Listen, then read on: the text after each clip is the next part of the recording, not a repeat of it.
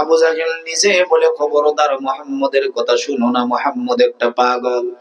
আমার আল্লাহ রাব্বুল আলামিন সূরাতুল কালামের 4 নম্বর আয়াতে জানিয়ে দিলেন, ও দুনিয়ার মানুষ, আমার রাসূল পাগল নয়। যারা পাগল বলে ওরা উল্টা পাগল। রাসূলকে পাগল বলে অপবাদ দিয়েছিল, আল্লাহ তাআলা জবাব দিয়ে দিলেন, মা আনতা বিনিআমাতি রাব্বিকা বিমাজনুন।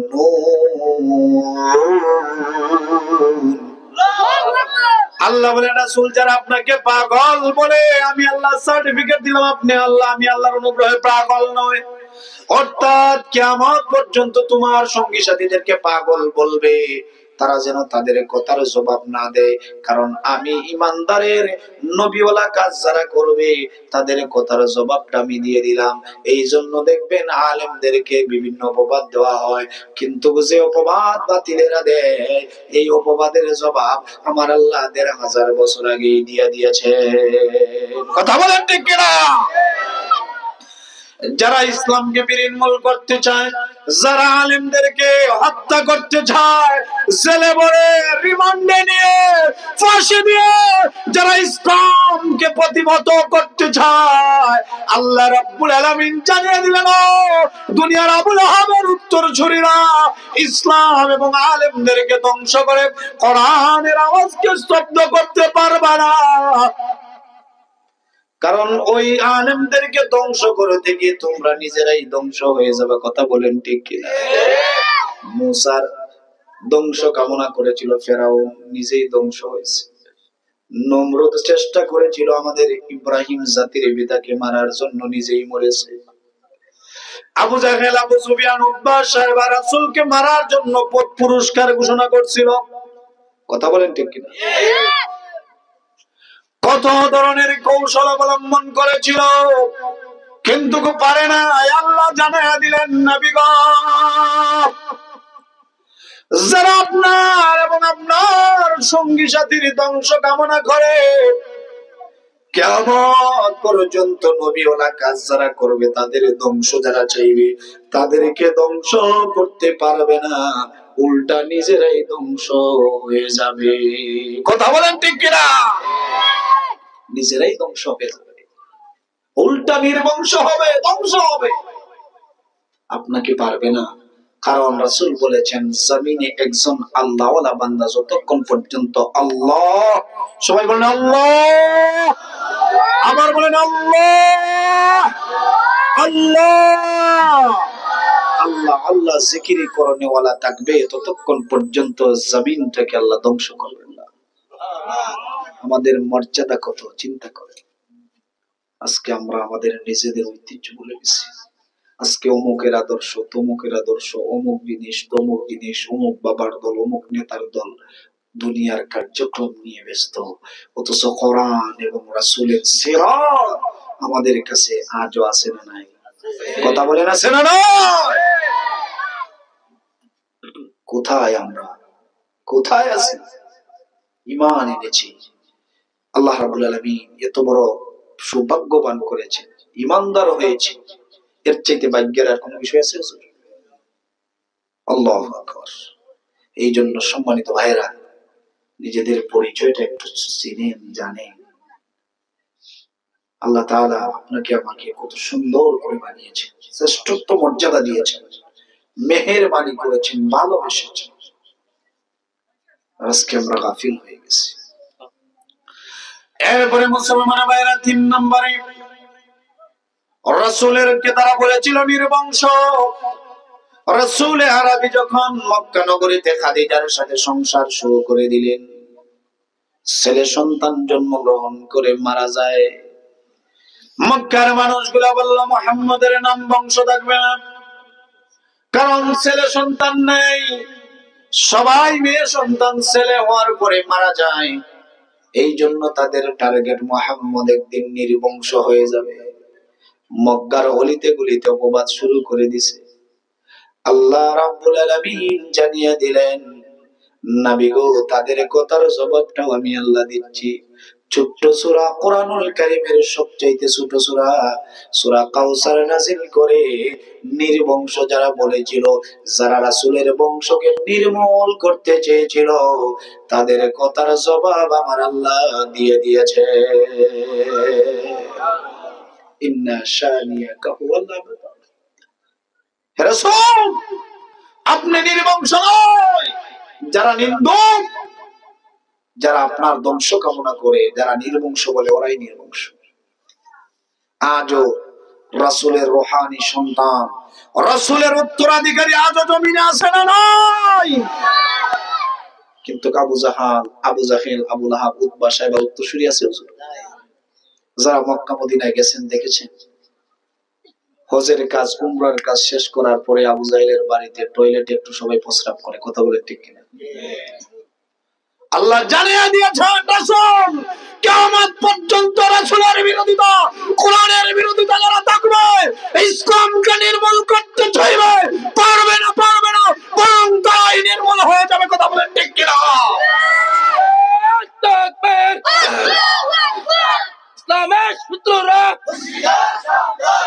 সম্মানিত ভাইরা, আল্লাহ বলেন, সান্ত্বনা দিলেন, হে নবী, শুধু আপনার বংশ কামনা করবে না, কিয়ামত পর্যন্ত আলেমদেরকে, হক্কানি আল্লাহর ওলিদেরকে, ইসলাম প্রিয় তাওহীদি জনতাকে হত্যার মাধ্যমে, ফাঁসির মাধ্যমে জমিন থেকে ইসলামকে বিলুপ্ত করতে চাইবে, মুহাম্মদের উত্তরসূরিদেরকে জমিন থেকে প্রতিহত করতে চাইবে, কিন্তু পারবে না।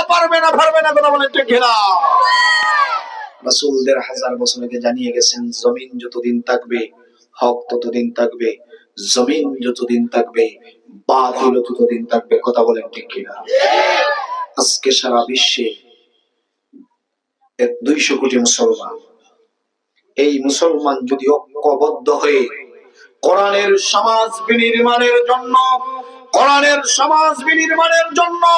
কোরআন মোতাবেক যদি জীবন পরিচালনা করে, আল্লাহর কসম করে বলতে পারি, আগামীর পৃথিবী কোরআনের পৃথিবী। কথা বলেন ঠিক কিনা? কিন্তু আমরা মূল জায়গায় নাই। মনের কথাগুলা বলতে মুসলমান তাদের মনের আবেগ প্রকাশ করতে কঠিন সিচুয়েশন ছিল, সুযোগ নাই। কথা বলেন ঠিক কিনা? জগতের জঘন্যতম অপবাদ দিয়ে আলেমদেরকে বন্দী করে রাখা হয়েছিল। কথা বলেন ঠিক কিনা? চরিত্রে কলঙ্ক রচনা করার জন্য চেষ্টা করেছিল। আল্লাহ রাব্বুল আলামিন বলেন, না, কখনো পারবা না। কারণ যারা কোরআন মোতাবেক জীবন পরিচালনা করে, তাদের সাথে হয়তো দুনিয়ার কোনো ক্ষমতা না থাকতে পারে, তাদের সাথে দুনিয়ার কোনো নেতা না থাকতে পারে, কিন্তু প্রতিটা মুমিনের সাথে থাকেন কে? আল্লাহ। আওয়াজ দিয়ে বলেন কে? সম্মানিত ভাইরা, এই কথার জবাব দিয়ে দিলেন। এর পরবর্তীতে দেখলো এত উপবাদ দিয়ে কোনো কিছুই কাজে আসে না। দেখবেন ইসলামের শক্তি বাড়লে, মানুষ যদি ভালো হয়, গ্রাম অঞ্চলে যদি নামাজি বাড়ে, কিছু সংখ্যক মানুষের চলে, আছে না? কথা বলেন, আছে না? কারণ যারা ৯-৬ বানায়, ওরা জানে যদি কোরআন মোতাবেক যদি সমাজ পরিচালিত হয়, মসজিদের ইমাম যদি গ্রামের নেতৃত্ব দেয়, কোরআন মোতাবেক যদি দেয়, তাহলে তার বোতল খাওয়া বন্ধ, তার টেবিলের তলের খামও বন্ধ। ভয় পাচ্ছেন নাকি? মুমিন ভয় করে কাকে? আওয়াজ দিয়ে বলেন কাকে? মুসলমানের ভাইরা, দেখলো এত অপবাদ দিলাম, মুহাম্মাদের পক্ষে মুহাম্মদকে অপবাদ দেয়, কিন্তু মুহাম্মদের আল্লাহ প্রতিটা কথার জবাব দেয়। সুবহানাল্লাহ বলেন। কারণ তামাম দুনিয়ার ইসলাম বিদ্বেষী আবু জাহেল, উতবা, সাইবা, আবু সুফিয়ান সবাই জানে আমার রাসূল যে বাণী প্রচার করতেছেন, এটা কোনো সাধারণ বাণী না, তানজিলুম মির রাব্বিল আলামিন। এটা আল্লাহর বাণী। এখন বলবেন হুজুর, তারা জানে তে বিরোধিতা কেন করে? কথা হয় না? যে হুজুর আবু জাহেল জানে আল্লাহর বাণী, আবু সুফিয়ানও জানে আল্লাহর বাণী, কিন্তু বিরোধিতা কেন করলো? প্রশ্ন আছে কি না? নাই। আজও যারা কোরআনের বিরোধিতা করে, আপনাদের কি কষ্ট হচ্ছে? মাহফিল কিন্তু 12টার ভিতরেই শেষ হবে। 12টার পরে মাহফিল করা ঠিকও না। ফজরের নামাজ ফজরের নামাজ আছে, নামাজ যদি না পড়েন সারা রাত ওয়াজ শুনলেন, কোনো ফায়দা নেই। এই জন্য 12টার ভিতরেই শেষ হবে, বেশি লম্বা চূড়া করবো না। বর্তমানেও যারা দেখবেন কোরআনের বিরোধিতা করে, ওরা কিন্তু জানে যে আলেমেরা যেটা বলে এটা তার বাপ দাদার কথা না, এটা আল্লাহর বাণী। কথা বলেন, জানে কিনা? কেন বর্তমানেও বিরোধিতা করে? রাসূলের সময় কেন বিরোধিতা করেছে? কোনদিন কি চিন্তা করছেন কেন করছে? জানেন? ওরা জানে যদি কোরআন মোতাবেক যদি সমাজ প্রতিষ্ঠা হয়, তাহলে তো আমরা আর চুরি করতে পারবো না।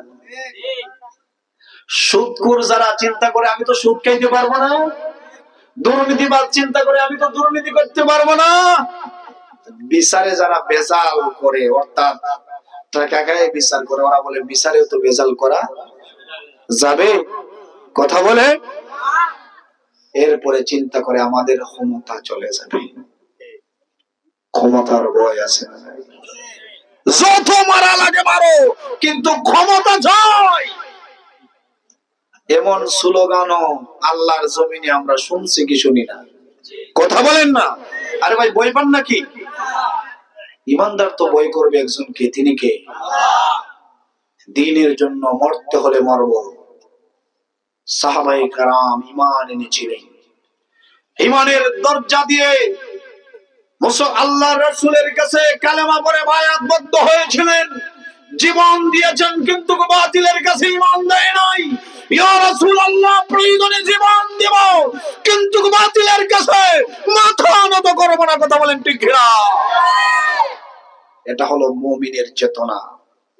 জীবনটা তো ভাই আমার না, জীবনটা কি আপনার? আমার জীবন কি আমার? জীবনটা কার? কথা বলেন কার? শুধু আপনার আমার জীবন না, সব আল্লাহ।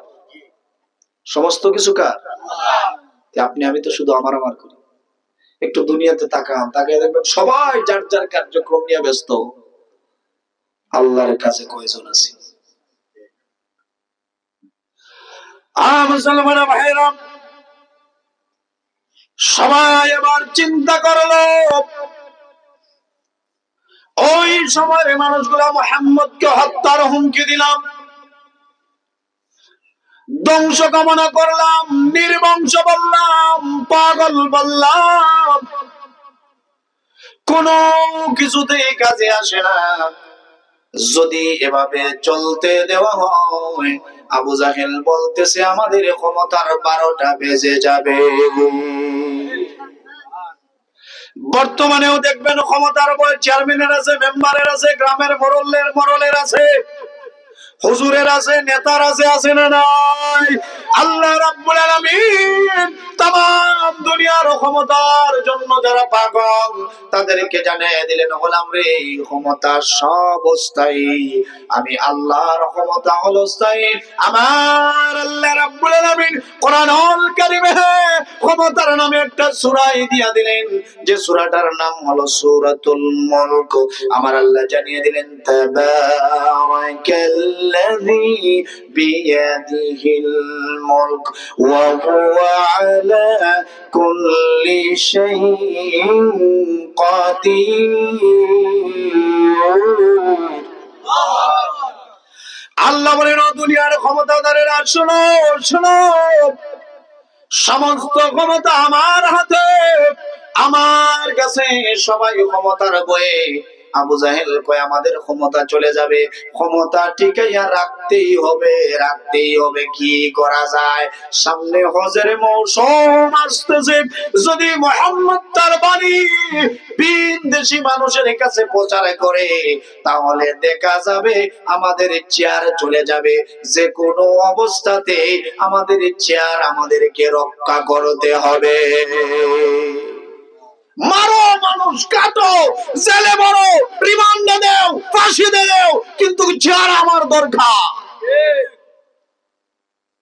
এমন চিন্তা চেতনার ক্ষমতাশীল আমরা দেখছি কি দেখি নাই? ওই চিন্তাটা আবু জাহেলেরও ছিল,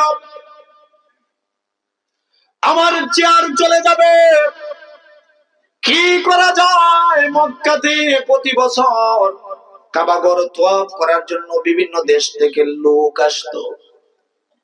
আবু জাহেল বলতেছে এই সুযোগটা মুহাম্মদকে দেওয়া যাবে না, কারণ তারা জানে আমার রাসূল যেটা বলেন ওইটা সাধারণ কোনো বাণী নয়, এটা আল্লাহর কালাম। এই জন্য শোনার জন্য তারাও কিন্তু প্রতিযোগিতা করত। কথা বলেন ঠিক কিনা? এবার আবু জাহেল বলতেছে, ও মক্কার ভাইয়েরা শুনো, বিদেশ থেকে যারা আসবে তাদের সাথে আমি একটু নিজে কথা বলবো, কারণ মুহাম্মদুর রাসূলুল্লাহর কাছে যদি যায় আবু জাহেলের ভয়, একটু সুন্দর চেহারা দেখে মানুষ আকৃষ্ট হয়, আর একটু সুন্দর চরিত্র দেখে আকৃষ্ট হয়, আর একটু আছে কোরআন। জোরে বলুন সুবহানাল্লাহ। এই জন্য যারা চরিত্র ভালো থাকবে, আমলটা ভালো থাকবে, আল্লাহর উপরে বিশ্বাস থাকবে, ইয়াকিন থাকবে, শিরক বিদআত করবে না, আল্লাহ রাব্বুল আলামিন বললেন ওই মানুষগুলা জান্নাতে উড়ন্ত পাখি হয়ে জান্নাতে উড়বে। আমল করতে হবে শিরক মুক্ত, বিদআত মুক্ত। মুসলমানের ভাইরা, বিভিন্ন দেশ থেকে মানুষ এসেছে কাবা ঘর তওয়াফ করার জন্য। মনোযোগের সাথে শুনেন। আবু জাহেল এবার চিন্তা করলো, যদি ওই মানুষগুলা মুহাম্মদের চেহারা দেখে পাগল হয়ে যাবে, কারণ আমার আল্লাহ রাব্বুল আলামিন আমার রাসূলকে তো সুন্দর দিয়েছিলেন, তামাম পৃথিবীর সৌন্দর্যকে যদি এক পাল্লায় রাখা হয় আমার রাসূলের সৌন্দর্যের সমান হবে না। এরপরে আমার রাসূলকে আল্লাহ রাব্বুল আলামিন এমন চরিত্র দিয়েছেন, আম্মা জানা আয়েশা সিদ্দিকা রাদিয়াল্লাহু তাআলা আনহা বলতেছেন, কানা খুলুকুহুল কোরআন, রাসূলের চরিত্র হলো কোরআন। আমার আল্লাহ রাব্বুল আলামিন রাসূলের চরিত্রের ব্যাপারে আজিম শব্দ ব্যবহার করেছেন। আল্লাহ রাব্বুল আলামিন কানা খুলুকুহুল কোরআন, এখানে বলেছেন গোটা কোরআন, আয়েশা বললেন চরিত্র। আর সূরা আল্লাহ রাব্বুল আলামিন কলমের ভিতরে আমার আল্লাহ জানিয়ে দিচ্ছেন আমার রাসূলের চরিত্র হলো আজিম চরিত্র, খুলুকে আজিম। ওদের ভয় রাসূলের কাছে যদি যায় তাহলে তাদের জানা যে ওই মানুষগুলা কালেমা পড়বে, যেহেতু মক্কার মানুষগুলাই গোপনে গোপনে 3 বছর, প্রথম 2 বছর, পরের 3 বছর, এর পরের 2 বছর গোপনে গোপনে ছিল। আমরা যত বিরোধিতা করি মুহাম্মদের শক্তি তত বাড়ে। সুবহানাল্লাহ বলে। আবু জাহেল কয় তাদেরকে আর মিশতে দেওয়া যাবে না।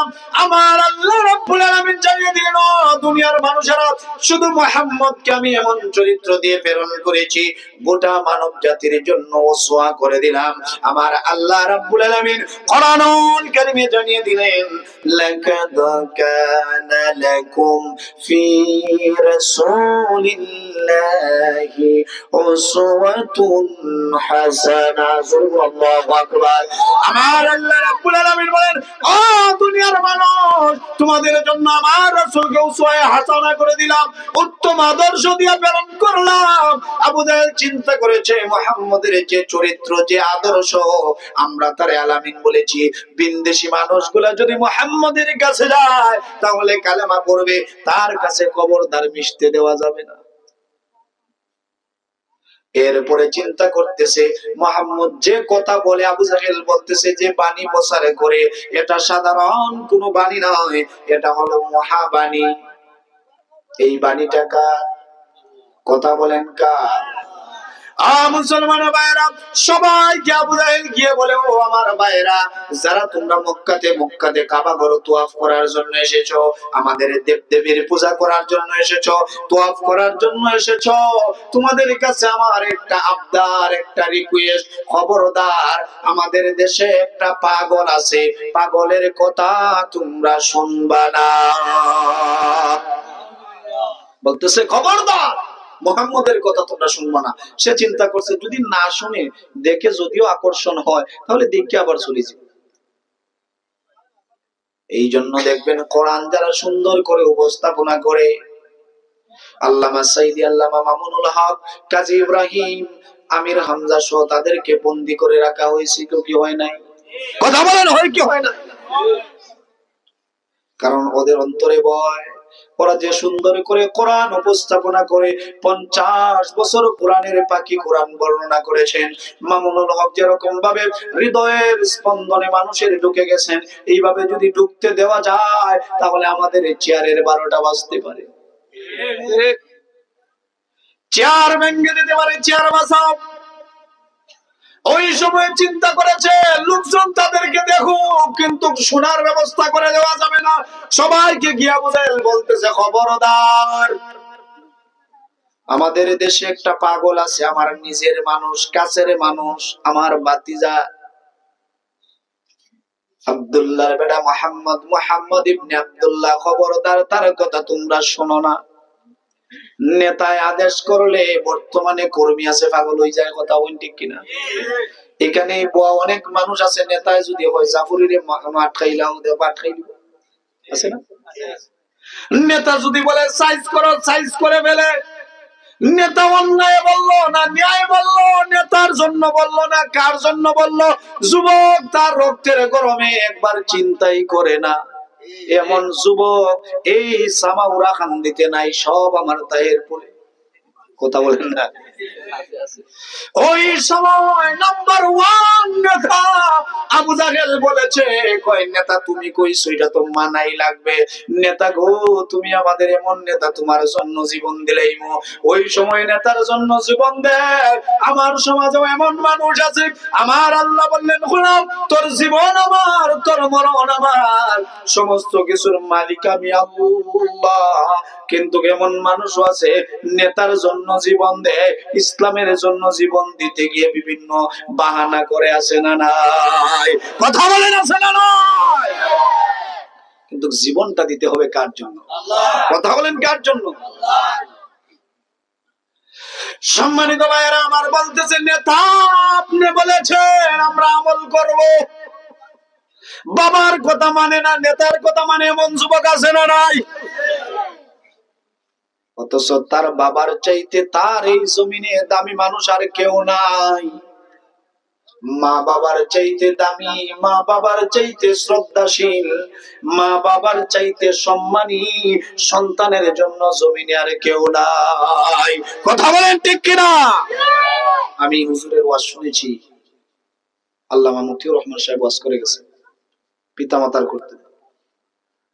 এবার সবাই গিয়েছে, নেতা বলেছে আমার রাসূলের কথা শুনবে না, এই জন্য কানে আঙ্গুল ঢুকাইয়া গেছে, কেউ তুলা দিয়া গেছে, তারা তোয়াফ করে চলে আসবে, আমার রাসূলের কথা শুনবে না। যখন তারা খানে কাবার দিকে অগ্রসর হচ্ছে, আমার রাসূল দল নাই, বল নাই, সঙ্গী নাই, সাথী নাই, সরকারি দলে না বিরোধী দলে আছেন, তাও অবহেলিত। অর্থাৎ শক্তি তেমন নাই, অবহেলিত বলতে শক্তি নাই, তাদের ভাষায় শক্তি নাই। কিন্তু যারা ঈমান এনেছে আমার আল্লাহ বলেন সমস্ত শক্তি তাদের হাতে। কারণ কোরআন যাদের কাছে আছে, কোরআন মোতাবেক যারা জীবন পরিচালনা করে, আমার আল্লাহ বলেন এরা দুনিয়াতেও সফল, পরকালেও সফল। রাসূল বলেন কোরআন যাদের কাছে আছে, দুনিয়ার মধ্যে সবচেয়ে দামি মানুষ হলো তারা। কথা বলেন ঠিক কিনা? আজকে আমরা আমাদের ঐতিহ্য থেকে দূরে সরে গেছি। আল্লাহর নবী খানায়ে কাবার পাশে বসে সূরাতুর রহমান, আর রহমান আল্লামাল কুরআন খালাকাল ইনসান আল্লামাহুল বায়ান।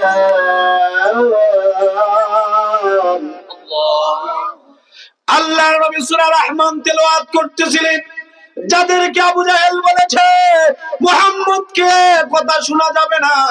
ওই মানুষগুলা আমার রাসূলের চেহারা দেখেই পাগল হয়ে গেছে। পাগল বানিয়ে দিয়েছেন কে?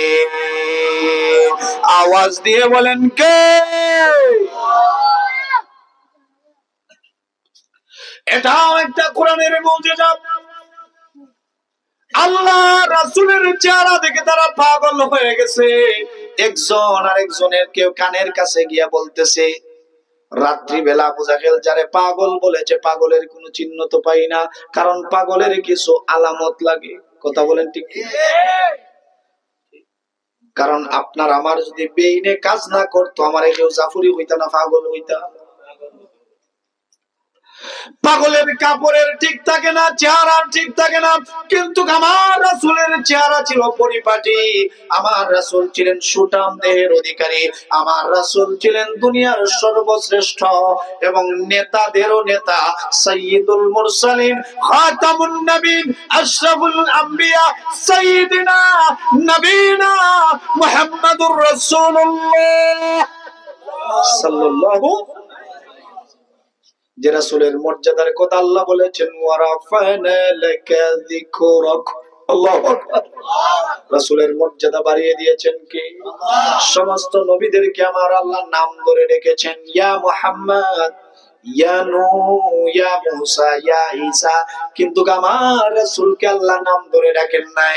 চারি জায়গায় রাসূলের নাম নিয়েছেন, সাথে সাথে রাসূলের সাথে মুহাম্মাদুর রাসূলুল্লাহ সাথে সাথে শব্দটা নিয়েছেন, সম্মানের সাথে ডেকেছেন।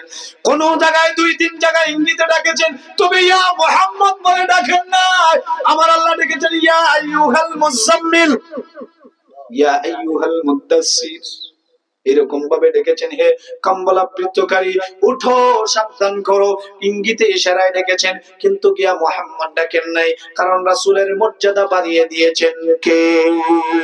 এই জন্য রাসূল বলেন, ও দুনিয়ার মানুষেরা, তোমরা পরিপূর্ণ ঈমানদার হতে চাও, লা ইউমিনু আহাদুকুম হাত্তা আকুনা আহাব্বা ইলাইহি মিন ওয়ালিদিহি ওয়া ওয়ালাদিহি ওয়ান নাসি আজমাইন।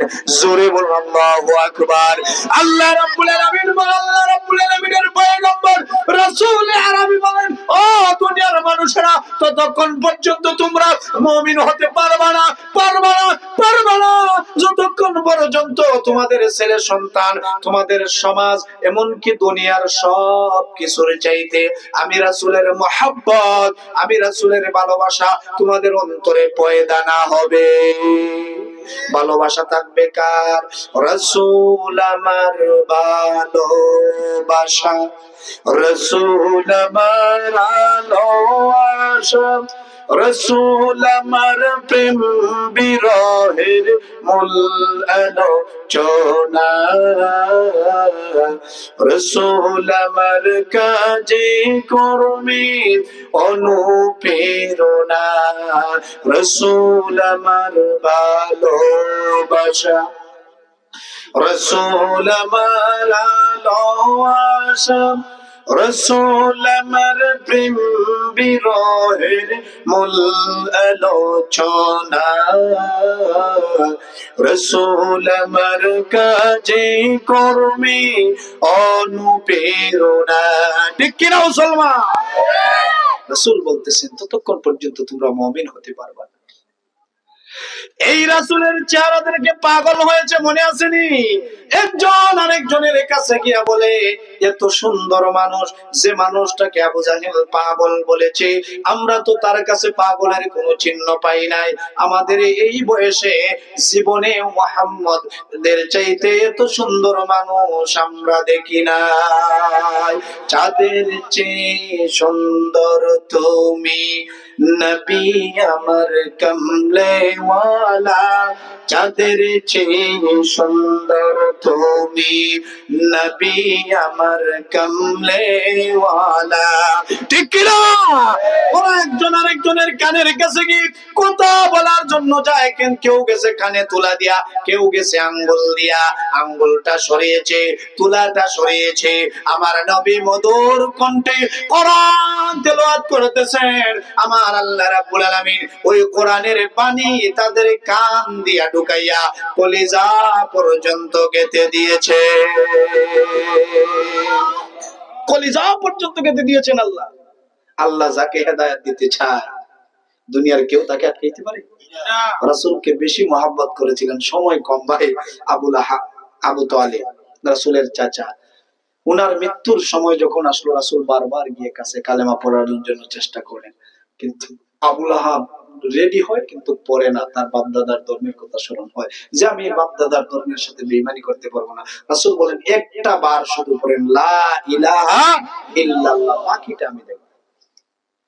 আল্লাহ কোরআনের আয়াত নাযিল করে জানিয়ে দিলেন ইন্নাকা লা তাহদি মান আহবাবতা ওয়ালাকিন্নাল্লাহা ইয়াহদি মান ইয়াশা। আল্লাহ বলেন রাসূল চেষ্টা করে কোনো লাভ নাই, হেদায়েতের চাবিকাঠি কার হাতে? আল্লাহ। কথা বলেন কার হাতে? এইজন্য দেখবেন আমরা নামাজের মাধ্যমে আল্লাহর সাথে সম্পর্ক হয়, আল্লাহর সাথে আমাদের সম্পর্ক গভীর হয়। আল্লাহ তাআলা এখানে আমাদেরকে একটা দোয়া শিখিয়ে দিয়েছেন, ইহদিনাস সিরাতাল মুস্তাকিম। আল্লাহ তুমি আমাদেরকে হেদায়েতের পথে পরিচালিত করো। বান্দাদেরকে একটা দোয়া শিখিয়ে দিলেন, রব্বানা লা তুজিগ কুলুবানা বা'দা ইয হাদাইতানা ওয়া হাব লানা মিন লাদুনকা রাহমা ইন্নাকা আনতাল ওয়াহ্হাব। আল্লাহু আকবার, আল্লাহু আকবার।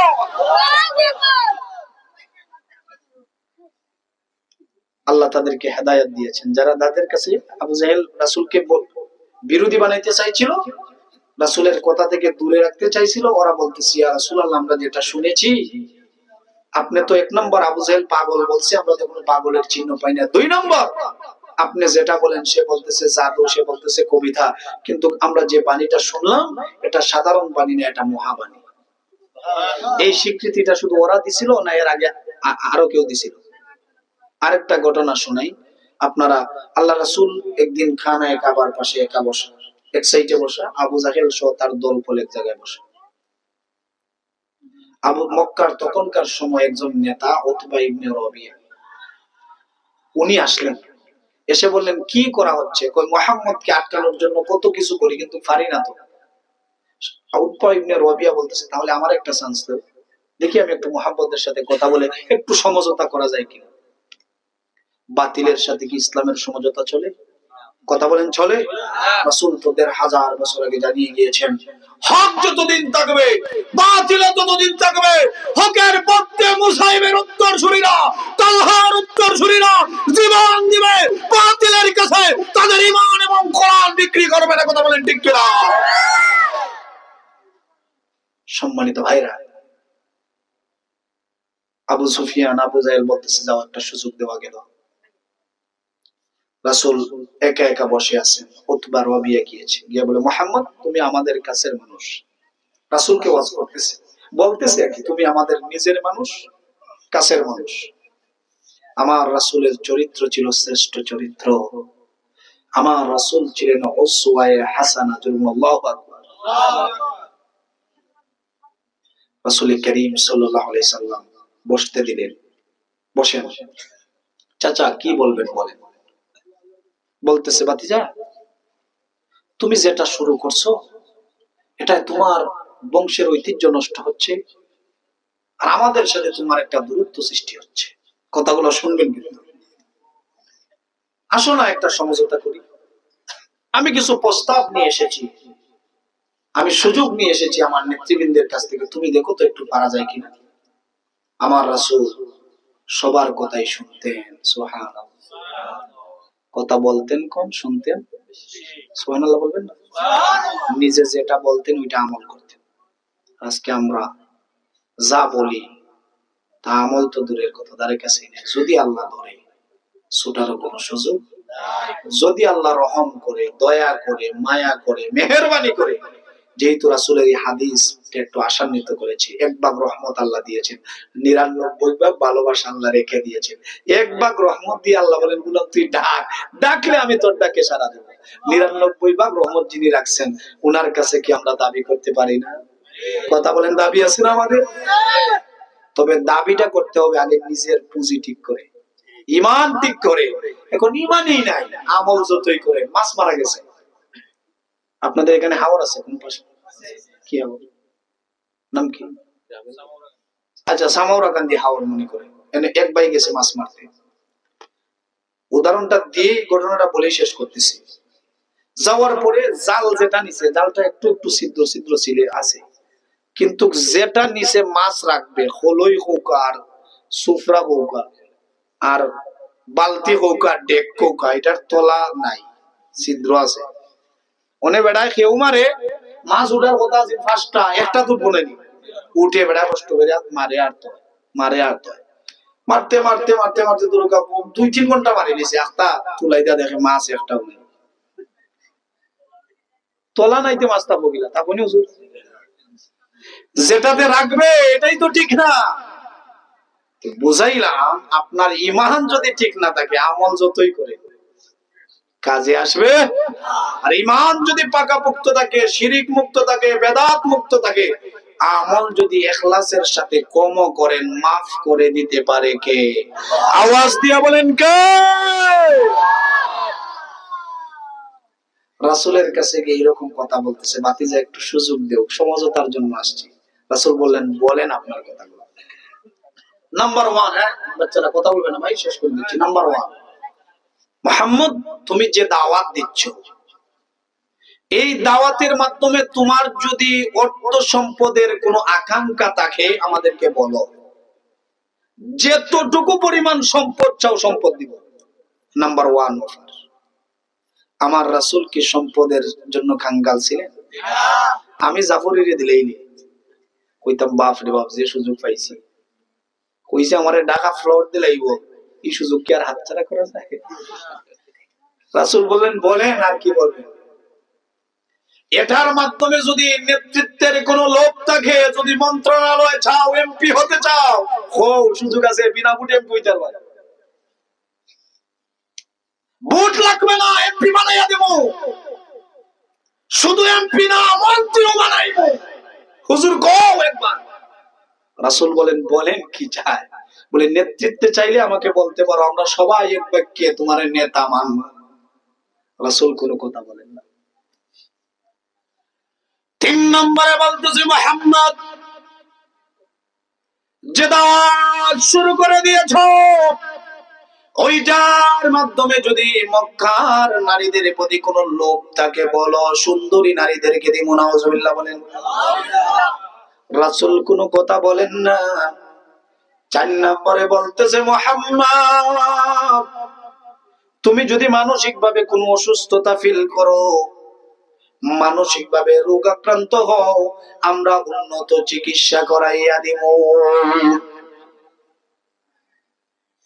আল্লাহর নবী বললেন, উতবা ইবনে রবিয়া কি আপনার কথা কি শেষ? উতবা ইবনে রবিয়া বলল, আমার কথা শেষ। রাসূল বলেন, আমার কথাটা শোনার জন্য রেডি হন। দুনিয়ার কোন যুক্তি তর্ক নয়, রাসূল কোরআন থেকে সূরা হামিম সিজদার প্রথম আয়াত থেকে নিয়ে সিজদার আয়াত পর্যন্ত শোনাইয়া দিলেন। সুবহানাল্লাহ বলেন। সুবহানাল্লাহ। পিছন দিকে 2টা হাত দিয়া উতবা ইবনে রবিয়া আল্লাহর রাসূলের জবানে কালাম শুনে আবু জাহেলের কাছে চলে গেছে, আবু সুফিয়ানের কাছে গেছে। কি নিয়ে আসছো? মনটা বাড়ি বাড়ি।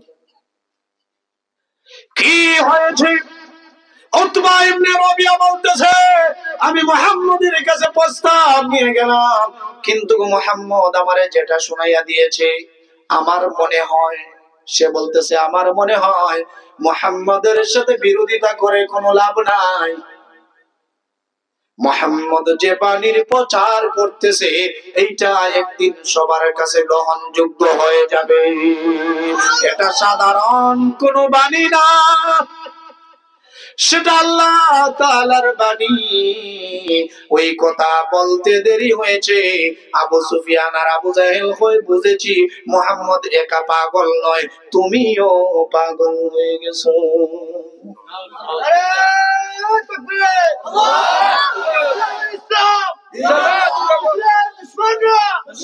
সম্মানিত ভাইরা, এই যে ঘটনাগুলা বললাম, বর্তমান সময়ে ইসলাম বিদ্বেষীদের সাথে কিছু মিল আছে না নাই?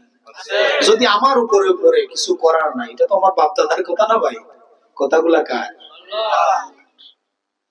এই জন্য সম্মানিত ভাইরা, একদম শেষের দিকে চলে আসছে। আপনাদের এই সিট আমি নতুন, এদিকে আসছে কুমারগাঁও পর্যন্ত, যাই হোক, কিন্তু আমি আপনাদের কাছে বিনীত অনুরোধ করবো, ও গোছালো কিছু আলোচনা করলাম, যে আমাদের জীবন পরিবর্তনের জন্য, জীবনটাকে সুন্দর করার জন্য রাসূলের সিরাতের কোনো বিকল্প আছে? এখন এই সিরাত নিয়ে, রাসূলের জীবনী নিয়ে ওরা মারামারি করে, আছে না? কেউ কয় বইয়া, কেউ কয় উবাইয়া, আরেক কেউ কয় বাবারে আমি বুয়া তো না, উবানি তো না, আমি ঘুমাইয়া। আল্লাহ রাব্বুল আলামিন বলেন, তুই যেভাবেই ডাক, যেভাবে আমার রাসূলকে সালাম দে, যেভাবে দুরূদ কর, আমি আল্লাহ সব শুনি, সব দেখি, সব ডাকের জবাব দেই। সুবহানাল্লাহ। তোমরা আমি আমারে বলে যাও, আল্লাহ বলেন তোমরা আমাকে বলো, কিন্তু আমি আল্লাহ বলি না। সুবহানাল্লাহ বলবেন না? তো বোঝা গেল উবাইয়া আর বইয়া আমরা সম্পর্কে বাইরে করব নি, এখানে যারা আছে। এরপরে আরেকটা মাইস মাটিয়ান নোট টানাটানি শুরু হয়েছে, শুনি আমার আছে না? রাসূলের আদর্শ মানাত নাই, বাবার আদর্শ, বাবারে খুশি করার দেখা, আর ইবাদিন নুন লইয়ার মাটি লইয়া মারামারি। ঠিক, হ্যাঁ? এই ধরনের ফিতনা ফাসাদ বন্ধ করেন। লাকাদ কানা লাকুম ফি রাসূলিল্লাহি উসওয়াতুন হাসানা। সমাজ পরিবর্তন করতে চাও, নিজের জীবন পরিবর্তন করতে চাও, রাসূলের উসওয়ার বিকল্প নাই। কথা বলেন ঠিক কিনা?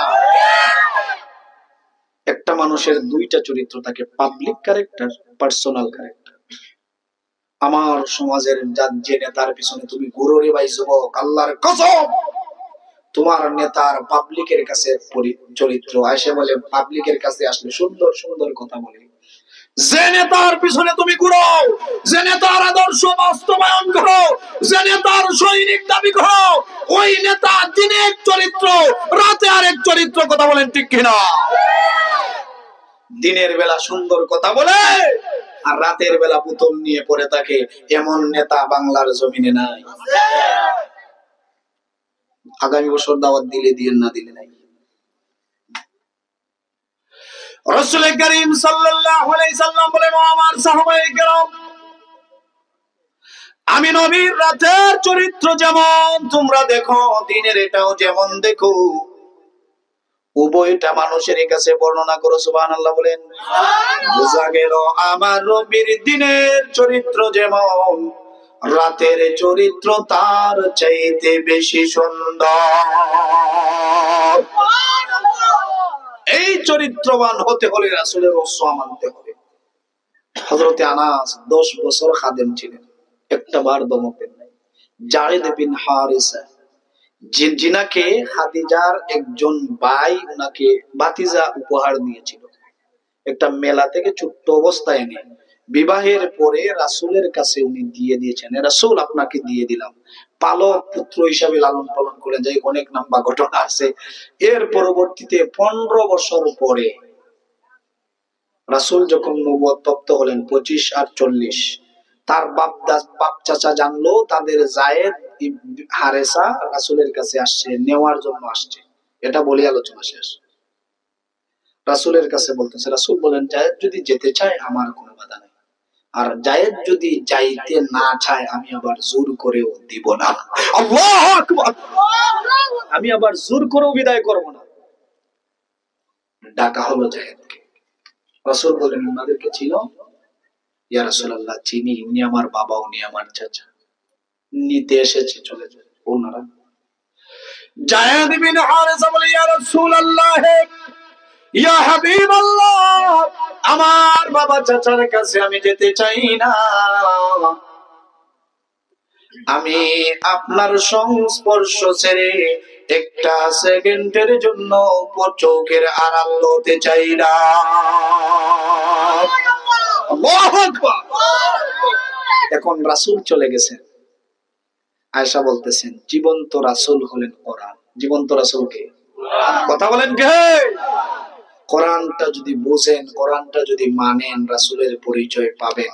আর রাসূলকে যদি চিনেন, কমপক্ষে দুর্নীতি, অনাচার, ব্যভিচার, রাহাজানি, অন্যের স্লোগান, অন্যের আদর্শের মতবাদের স্লোগান কখনো মুসলমান দিতে পারে? কথা বলেন পারে? সম্মানিত ভাইরা, আসুন আসুন আপনাদের কাছে বিনীত অনুরোধ করি, আজকের মাহফিল হয়তো আমার জন্য, আপনার জন্য জীবনের শেষ মাহফিল হতে পারে। আমি কিন্তু একদম শেষে চলে আসছি। দেখবেন এই জমিনটা আল্লাহ বানিয়েছে। রাতে যখন ঘুমাই, চোখটা বন্ধ করে আমার ঘরের ভিতরে কি হয় আমি কি দেখি হুজুর? এখন চোখটা বন্ধ করলে পাশে যে আসে তাকে দেখবেন। একদিন জমিন ছেড়ে আপনাকে আমাকে চলে যেতে হবে। এই মাহফিল থাকবে, সামাউরা কান্দি বাইতুল ফালা মসজিদ থাকবে, ইসলামী যুব সংঘ থাকবে। হয়তো আমি জাফরি, আপনি আব্দুর রহিম, আপনি সিদ্দিক আলী, আব্দুল সত্তার থাকবেন না। কথা বলেন ঠিক কিনা? এই জন্য আসুন আসুন আজকে গিয়ে জায়নামাজে দাঁড়িয়ে সনমের মতো আল্লাহর কাছে মনের কথাগুলো বলি, অপরাধের কথা স্বীকার করি। আল্লাহ রাসূল বলেছেন মানুষ যখন গুনাহ করে আল্লাহর কাছে সাইল হয়, আল্লাহর কাছে দন্না দেয়, অনুশোচনা করে, আল্লাহ তাআলা তার গুনাহ মাফ করে দেয়। ইয়াকিন, বিশ্বাস নিয়ে সম্পর্ক করব কার সাথে? আল্লাহ। কে কে রাজি? দুই হাত উঁচু করে দেখো। লিল্লাহি তাকবীর। সম্মানিত ভাইরা, এই জন্য আসুন আমরা কোরআনের সাথে, কোরআন ওয়ালাদের সাথে, আলেমদের সাথে, মসজিদের সাথে, মাদ্রাসার সাথে সম্পর্ক রাখি। দুনিয়াতে দল মত থাকুক, এক একজন এক এক দল করব, মতবাদ থাকবে, মত পার্থক্য থাকবে, লেবাসের পার্থক্য থাকবে, চেহারার পার্থক্য থাকবে, দলের পার্থক্য থাকবে, বংশের পার্থক্য থাকবে, টাকা পয়সার পার্থক্য থাকবে, কিন্তু এক জায়গায় আমরা পার্থক্য করতে চাই না। কোরআন সুন্নাহ মানার ক্ষেত্রে একটা পরিচয়ে কোনো পার্থক্য নাই। আমি জাফরিও আল্লাহর গোলাম, আপনারাও আল্লাহর গোলাম। আওয়াজ দিয়ে বলেন আমরা কার গোলাম? শুধু গোলাম না রে ভাই, গোলামের বাচ্চা গোলাম। আমার বাবাও কিন্তু আল্লাহর গোলাম। আসুন আমরা যেন আল্লাহর গোলাম হতে পারি। আল্লাহ আমাদেরকে তৌফিক দান করুক। সবাই বলুন আমিন। আমি আপনাদেরকে নিয়ে মুনাজাত করব, যেহেতু আপনাদের গ্রামের অনেক মুরব্বী চলে গেছেন। এই মাহফিল 9 বছর যাবত হচ্ছে। আমি এই মাহফিল থেকে নগণ্য গোলাম। আল্লাহর কাছে দোয়া করি আল্লাহ যেন কিয়ামত পর্যন্ত এই যুবকদের মাধ্যমে এই মাহফিলের ব্যবস্থা করে দেয়। সবাই বলুন আমিন। যে যুবকগুলো আমার কলিজার টুকরা ভাইয়েরা আয়োজন করেছে তাদেরকে কবুল করুক। যে মুরব্বীরা টাকা দিলেন, বুদ্ধি দিলেন, শ্রম দিলেন, ভালোবাসা দিলেন, অনুমতি দিলেন, আল্লাহ তাদের শ্রমকে, অনুমতিকে, তাদের প্রচেষ্টাকে কবুল করুক। সবাই বলুন আমিন।